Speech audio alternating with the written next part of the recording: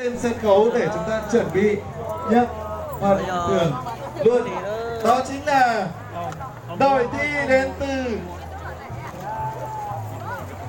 Bá Trả, đội thi đến từ bản Trà Lầy A và đội thi đến từ bản Năm Vai. Xin chúc mừng ba đội thi có tên vừa rồi đã giành được giải ba trong phần thi là món men mén. Xin mời ba đội thi hướng lên sân khấu.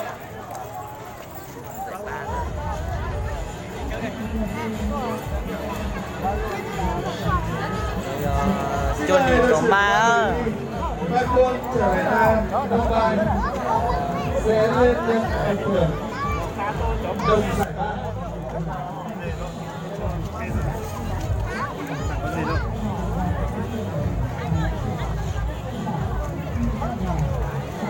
Vâng, xin lỗi, Năm Vai Bá Trả trở lại A.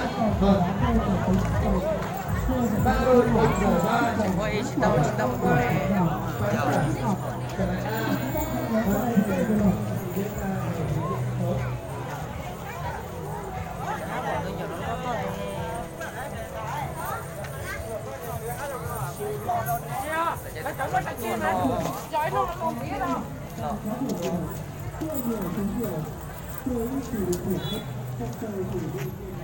quay xuống chuột đi đó đợi có mai cái làm thế nó sẽ y sẽ nó chỉ tao là chờ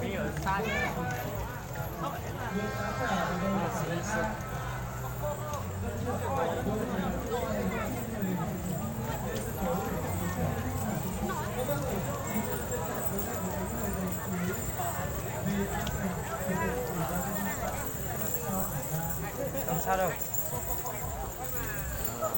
chú cái lời gì mong nhau đọc bé tích hợp chú giận bóng đi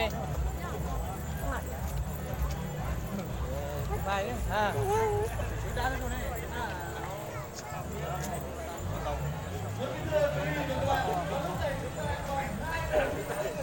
mày cũng sao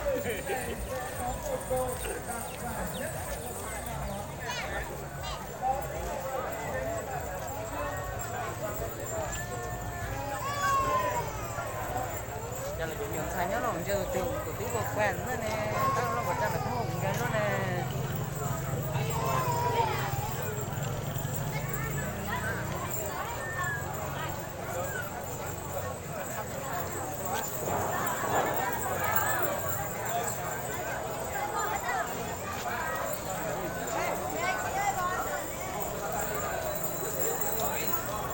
mua tao kể nó về do là cho nó tỏi không phải à rồi chúng có nhiều câu này nè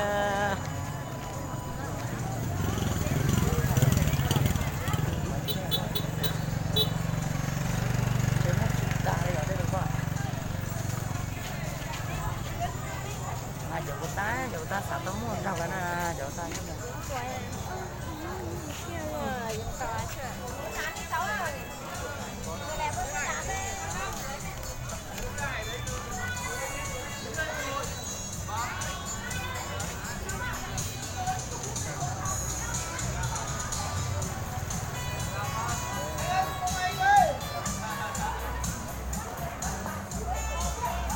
lột sạch chả cơ nó chặt trống cái này nó kẹt không ngủ đi ơi tao vừa bé